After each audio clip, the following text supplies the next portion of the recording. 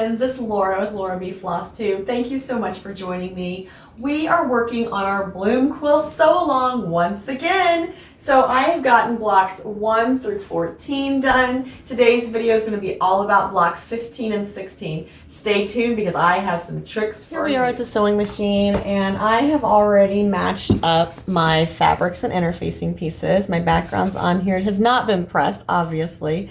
So we're just going to get sewing. The first block that we're working on is block 15. And there are about, I don't know, 5, 6, 7, 8 pieces to this block. The hearts are the one that I'm going to have a trick for you with. And if you haven't mastered circles, we're going to get to do another one today. So we're going to just start with the circle and go from there.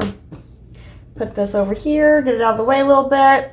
Now, just in case this is your first time watching, I am using a Juki DX7. I love my Juki so much. And I am using a clear acrylic foot. I call it an open toe foot, but it's really not, I guess, open toe. But it's an acrylic foot, and it has a little bitty triangle in the middle of it that kind of helps me know exactly where my needle is going to hit. So I like using that when I'm doing my applique. The other thing I have done is I have decreased my stitch length to 1.8. So it is a tighter stitch, and you know, it just helps when you're turning your shapes to get a smoother finish. So the first thing we're going to do is the circle, and then we're going to go from there.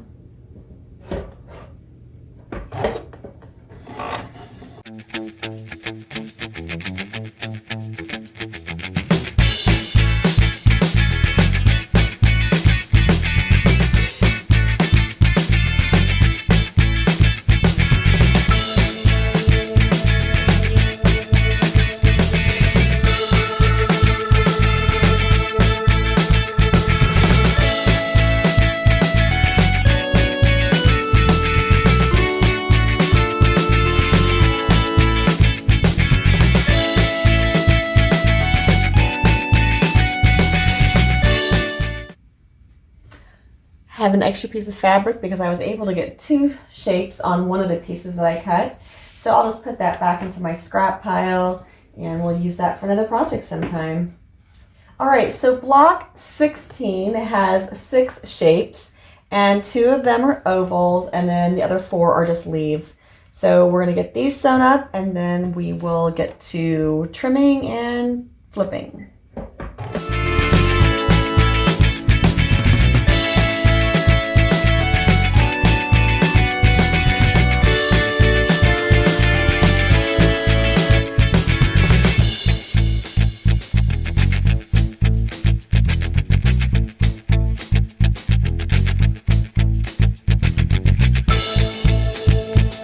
Okay, so as we've done before, after we sew our shapes, we just want to trim those up and then flip them out. So the ones that I'm going to focus on the most are the hearts because I have a little trick for you for those. And other than that, we're just going to get busy. You probably remember when I'm cutting my leaves out, I like to go flat across the point and then kind of angle those out around just to decrease the amount of fabric that is at the point of that leaf when you turn it out. It just gives you a lot nicer, smoother finish.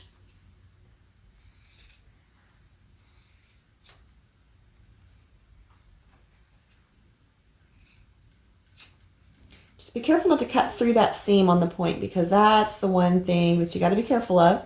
If you do happen to cut through it, you can always just put it back on your machine and sew it in a little bit, or if it's really bad, you can cut another piece.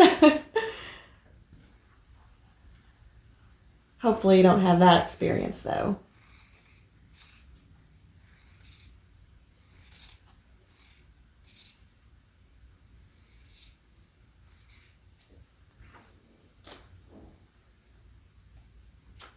And then we just have these 2 ovals. Now this is block 16.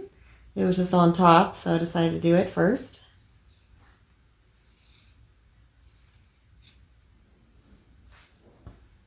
Once we get all these trimmed out, then we'll go ahead and flip them. Obviously, we need to cut our slits.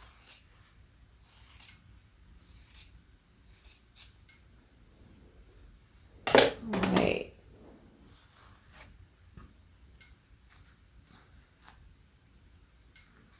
These big leaves would be pretty easy to do.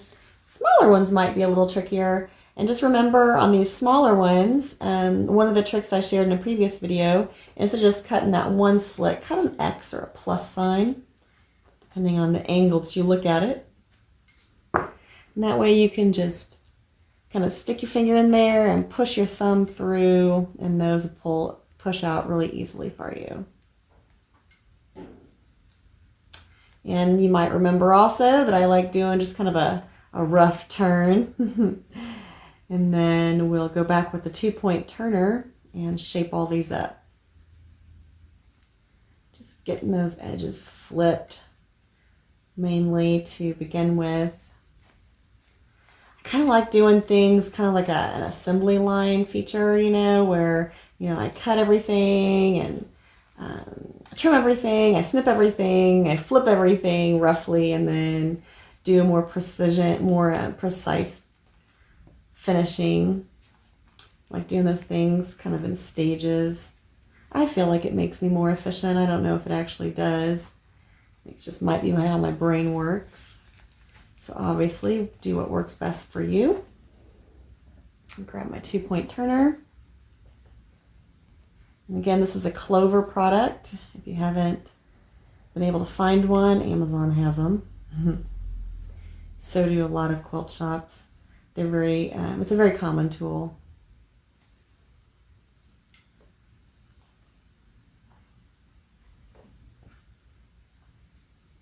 Just sitting here thinking about some other Clover tools that I have not used. I went to a quilt show in Kansas City earlier this year, and the Clover manufacturer had they had a rep there, and they had all kinds of things, and it was kind of fun looking through their booth and going, oh, I have that, I have that, I have that, I have that. But they had the new tube maker. So like if you're making the jelly roll rugs or the mug rugs or things like that, they had that tube maker there, and I was like, oh my gosh, they were difficult to find at that point. So I went ahead and bought one, but I haven't even used it.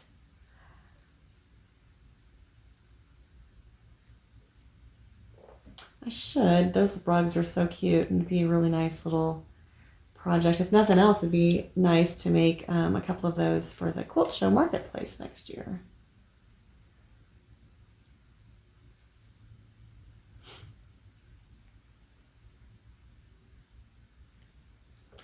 All right, so now I have all of these turned out for block 16. We'll put those to the side, and we'll start working on block 15.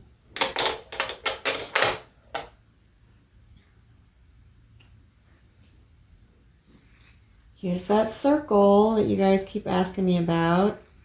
You know, it's kind of funny, you know, you start doing something like these, and you learn how to make it work the best for you, and you don't really think much about it till people start pointing out, you know, how do you sew with one hand? And I don't know, I just do. I keep thinking that it might have something to do with my machine. The Juki sewing machine has what is called a box feed for its like presser foot, or not its presser foot, but like the feed dogs. The feed dogs are a box feed system that actually goes in a square. It doesn't like go back and forth or in a circle. It's actually a square that goes up and down or around in a square motion. I'm wondering if that doesn't give me an advantage when I'm turning these things, because it is supposed to guide the fabric a lot better. All right, now don't freak out. What I'm going to do on these hearts, since they're going to be under that middle circle, I'm going to cut that tip off.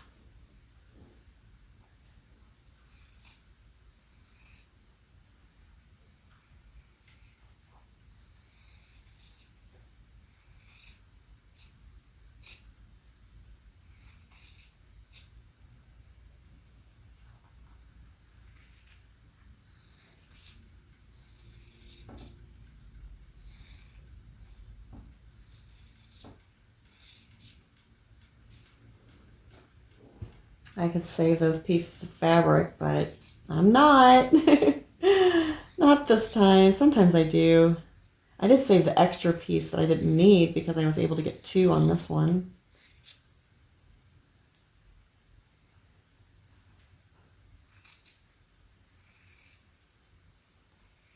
And I'm probably cutting off the last, I don't know.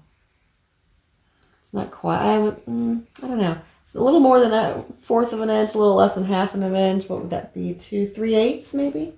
Is what I cut off at the ends of those. Now make sure when you do these hearts that you do cut down in that concave area at the top, so it will turn smoothly for you. And then I'm going to use my Turn It All tool to turn out my hearts. The majority of that heart is underneath that middle flower. So you don't really have to worry too much about how much you're doing. There we go.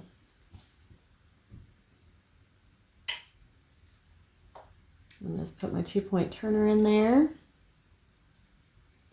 Shape the other hump. And I could just run it through twice too, but we'll just shape the other hump. Oops, dropping things.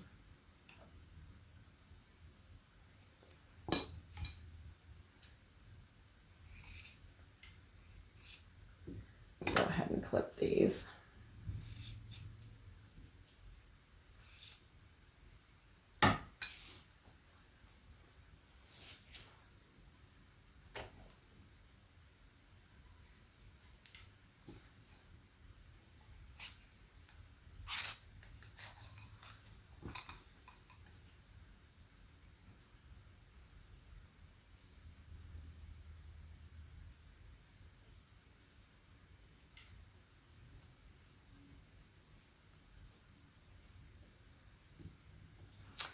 And, you know, really when it's turned, when you snip that tip off, if you don't have the Turn It All tool, they're pretty easy just to turn out with your fingers as well. I just like using the Turn It All tool whenever I can. It's kind of a fun little toy.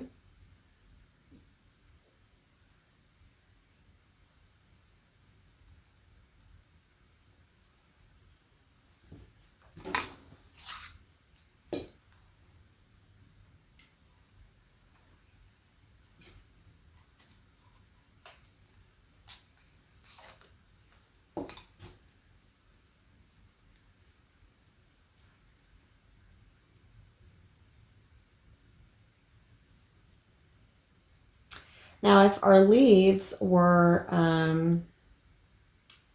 if any of the points of our leaves were hidden underneath the stem or anything, which you could totally do, you could revise your quilt design to hide those tips underneath the stem.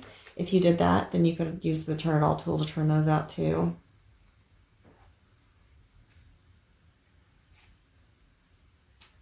And actually, let me see, let me try something here. I don't know if it's going to work, but we'll see.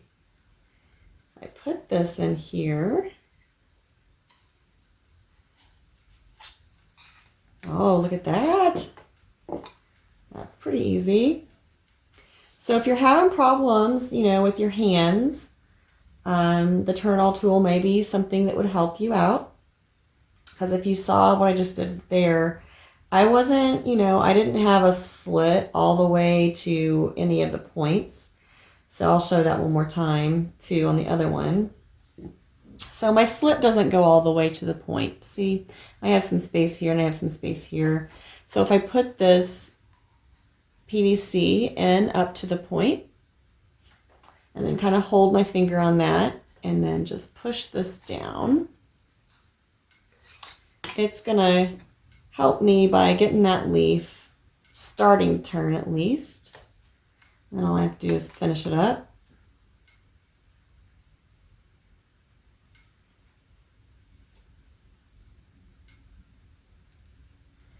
I think you'll probably do that with any shape, especially with that biggest Turn It All tool that's in the set.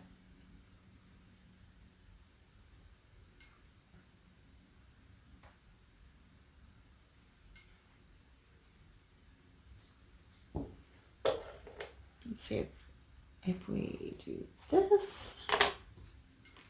And then, so our slit goes that way, our turn all tool's going up there.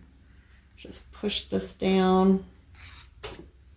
And this has started to turn out. So if you're having some problems turning the shapes, some of us as we age, we get a little arthritis and such in our hands. So this may help you just to get it started. And then you can finish it the rest of the way with the 2-point turner.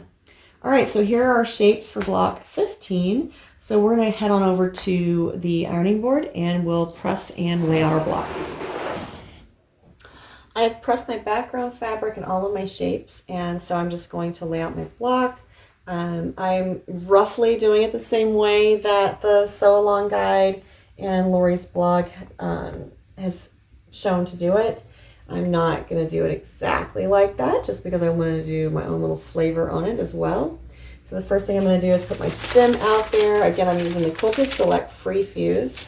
And I have a piece of parchment just in case some of that free fuse is outside of the stem. Don't want to get that all over my iron. And I do have a Teflon mat underneath my block as well, just for a little extra protection for my ironing cover. And then the first thing I'm going to do is put this circle down. And then I'm going to start putting my leaves, or my petals rather, underneath. And there are 5 of these. So they're just going to kind of slip in.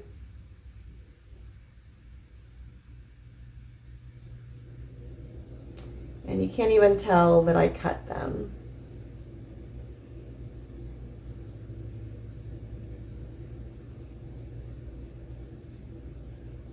I'm going to move this just because, just looking at the lines on my fabric and wanting to just add a little interest to the flower. This one needs to go back in a little bit. Now I could definitely get my ruler and measure all of this out. I'm going to kind of eyeball it. And that looks pretty good to me. And then we're going to go ahead and put the leaves down here as well. And then we're going to start putting the free fuse underneath. Now, when I get all of the free fuse underneath the flower petals, I will remove the circle just for a moment.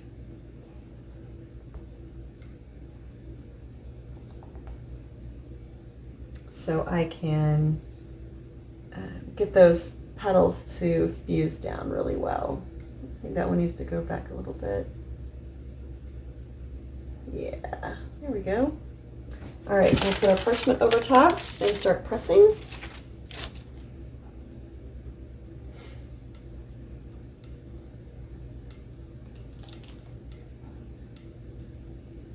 If you haven't seen my earlier videos, when I put the free fuse down for all of my shapes, I try to keep other elements in mind. So I don't put free fuse really close to the stem because I know I want to be able to flip that leaf tip up so I can sew really closely on the stem.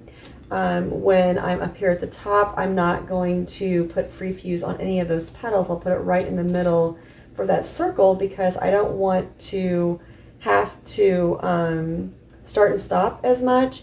So I'll be able to go and kind of sew underneath that circle to get all the way around those petals. And that'll probably make more sense when we're sitting at the machine appliquing.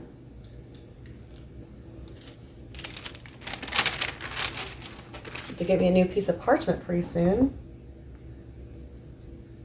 So I put the free fuse right in the middle of that block.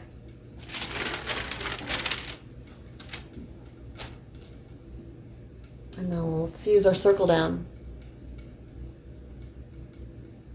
This does take a little time just to get everything pressed and fused into place, but then I don't have to wait an hour or more for the glue to dry. So it's definitely a benefit in my mind.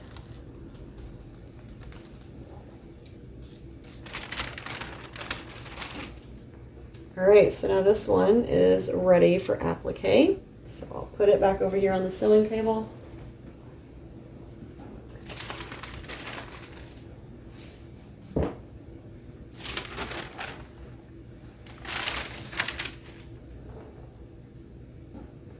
Another thing that I did before I started recording over here is when I pressed the backgrounds, I also folded them in half, and I have a line basically pressed into my cloth for the center of the block, so I know exactly where my flower stem needs to go. So that if you haven't seen me do that before, that's a little tip for you as well. And you'll notice I'm not moving my iron back and forth on this or anything. You just want to press it into place. You don't want to iron it. You don't want to move it around and wiggle it around, because then you're just going to run the risk of moving your shapes and they're not going to be where you want them. And that's not good. And I know I got some extra fusing on there.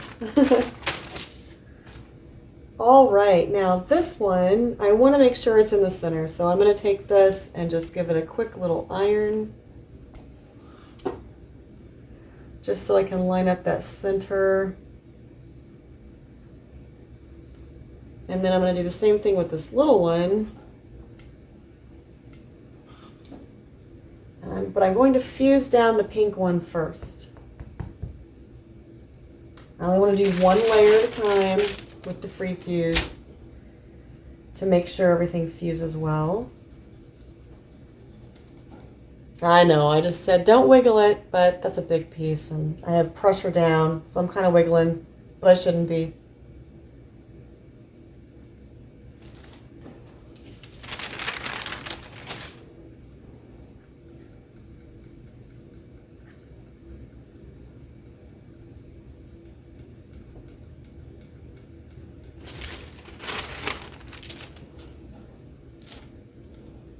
I won't wiggle this time. All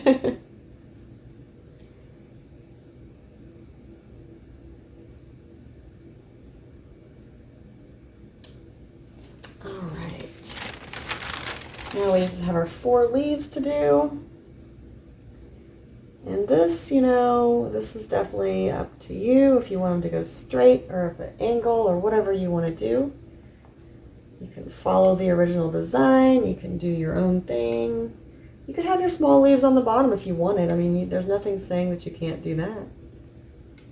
Now, if you notice when I was sewing these, the larger leaves, I kind of put them on the fabric so they would have a little movement to them, because my fabric was directional with these stripes. So I'm just kind of playing with that a little bit just to see which way I like these the best. And I think I'm going to put them just like that.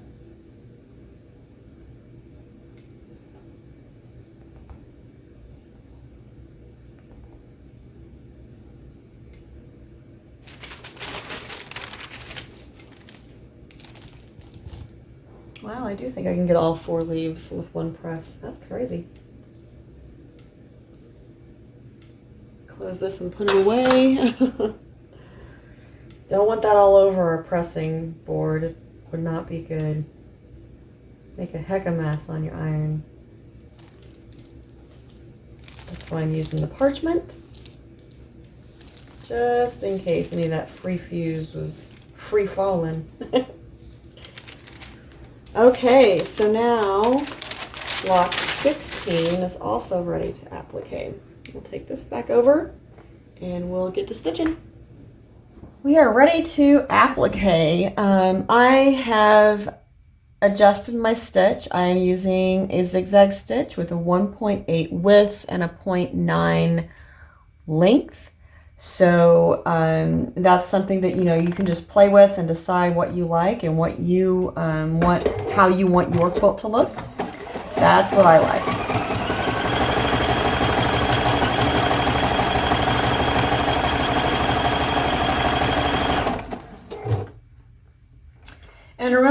was saying, you know, when you're doing if you're using free fuse, and even glue, I don't glue my edges down because I like to be able to peel those back, just like I did right here.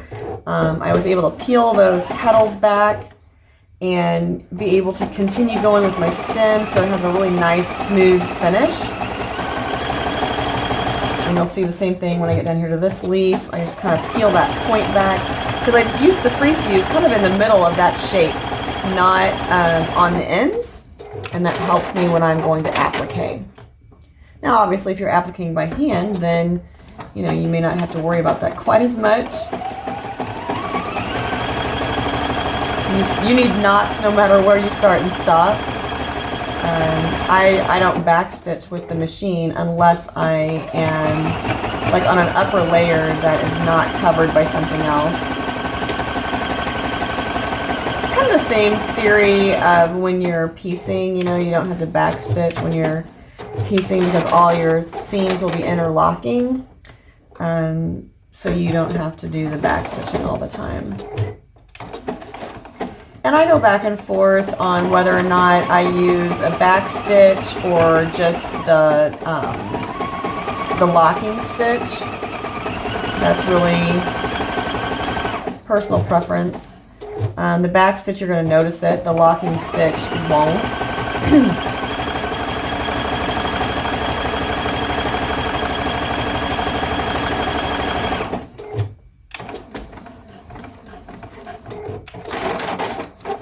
All right, for these petals, I am going to,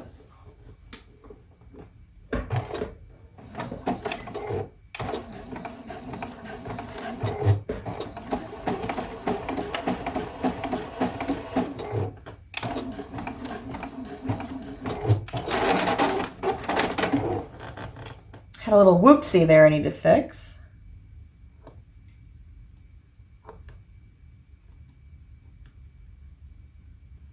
Got off my petal a little bit. That's easy enough to fix. Just with that locking stitch, you can't tell that I started and stopped again. Match up your little zigzags. I mean, you know, if you look really closely, I guess you can tell that I did that, but most people would not notice. All right, so for these petals, what I'm going to do is I'm going to start right here, and remember I only did the free fuse in the middle of the circle, so I will just work my way around and I won't have to cut my thread or start and stop.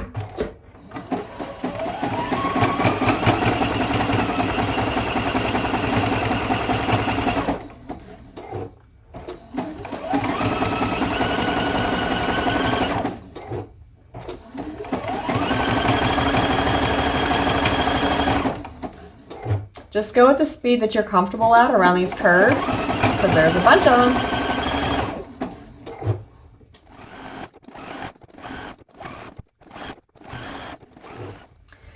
Another thing on the hearts, I like to try to stop with the needle on the inside of the zigzag, in that cleavage or in the concave area.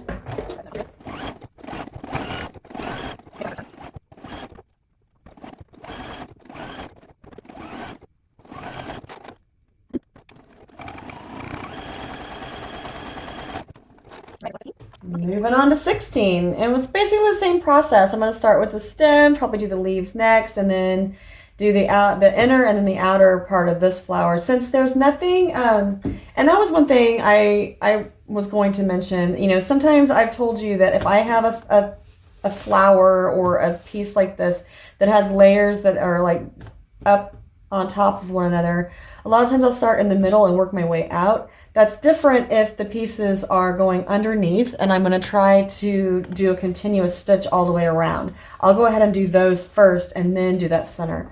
But now on this flower, since this whole entire shape is underneath there and the stitch line that I'm going to put is all on the outside of it, I will do this middle oval first and then the outside oval, and it keeps me from getting any puckers and bunching between these two shapes onto the background of my block. So again, though, I'm going to start with the stem because when you look at this, the stem is kind of like your lowest level, and that's kind of like where I want to start.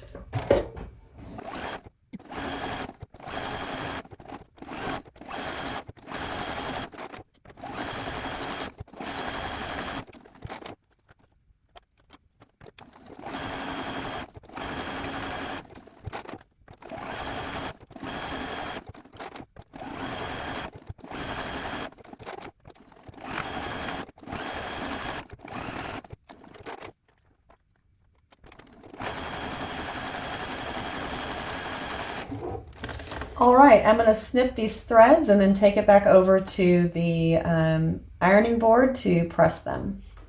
I haven't shown this in the last couple of videos, so I thought I would just do kind of like a reminder. So basically when I'm pressing my blocks after they're done applique, I will cut these strings off the back as well.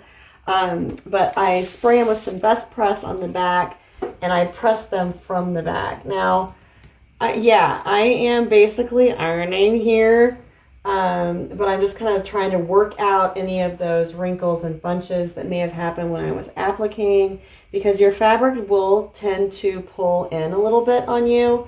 You want to try to keep it as flat as possible, but it's impossible to keep it completely perfectly flat. Now, like I said, I will cut these extra strings off the back, but I iron from the back because I have a couple layers of Ensil Bright underneath my ironing board cover, and that way this doesn't get like completely smushed on the front because those shapes kind of press into that Ensil Bright on my board.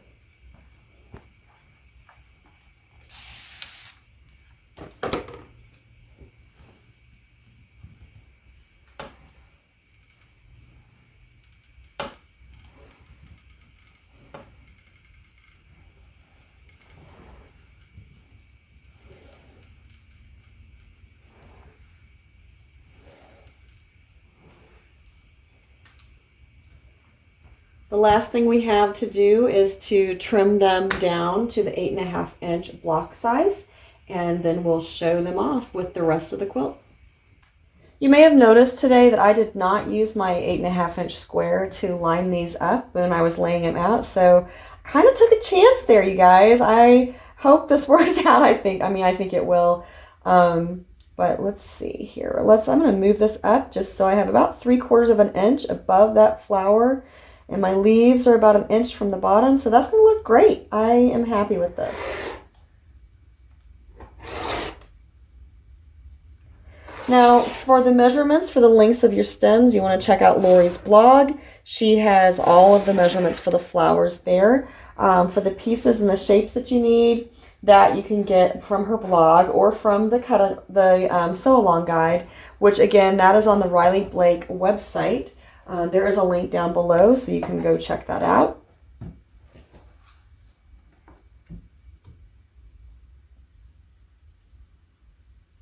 And I'm centering these with the 4.25 inch mark right down the middle of that stem. And again, I have about 3/4 of an inch above my flower.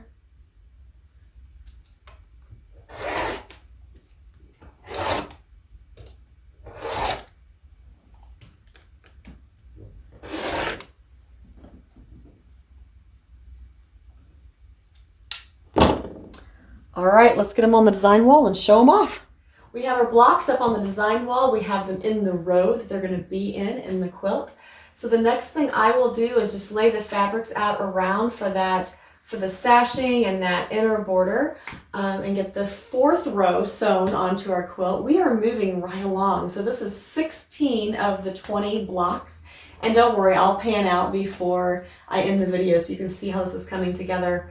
I am super excited about this. I hope you are having fun. I hope you're keeping up or planning your own plan of attack, I guess, your dates and things that you want to get done. I know some of you are already done. Bravo to you. That is amazing. I'm so glad. I like to think that I've at least inspired a few of you to make this quilt when it was kind of on the list, but you didn't know when you were going to get to it. I know that's where I was at with it. So this has definitely helped encourage me to keep going on it and get it done as well.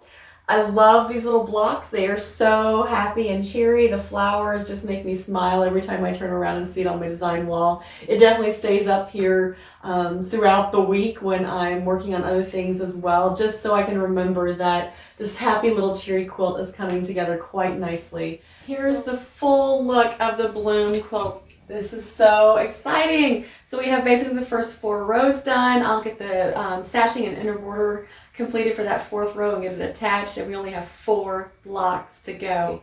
So once again, I would just like to say thank you so much for liking and subscribing to the channel. Thanks for sharing out the videos. Thank you for playing along. If you're making these blocks, please make sure you tag me on Instagram. My handle is LauraB_flosstube, and make sure you use the hashtag for the quilt along, which is bloomqal 2023. And until next time, you guys, I hope you are working on your bloom quilt or whatever is inspiring and making you happy.